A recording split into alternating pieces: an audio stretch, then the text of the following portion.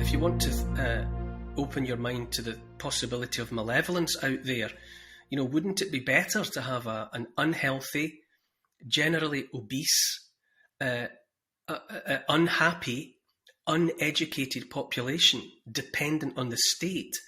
And if you can top that off by making those unhappy, unhealthy, uneducated people frightened, and if you can, having made them frightened once, if you can keep them frightened, then the mass of that group will have little alternative but to hang off the state for everything, for reassurance, for food, for energy, for answers, for security, for care from cradle to the grave.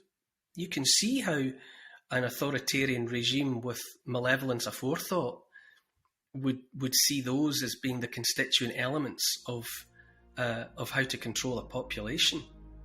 But in any event, there's no denying, you look around you on the street and you can see the unhealthy, overweight people, many of them complaining of depression or stress or anxiety, and standards of education are falling through the floor. So there's all of these elements at play as far as when we try to understand what might be happening and what might be in the best interests of an authoritarian controlling regime.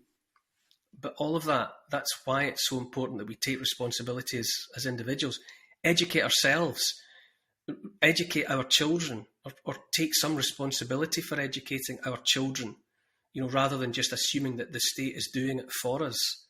And what you want to achieve are healthy, happy, educated, independent adults who can question decisions that are being taken by those above them in the food chain, who can insist on answers to questions, who can demand more information about actions that are being taken.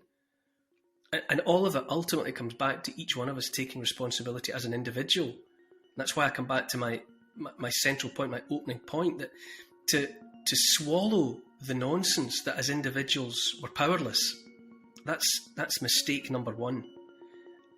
The opposite is true.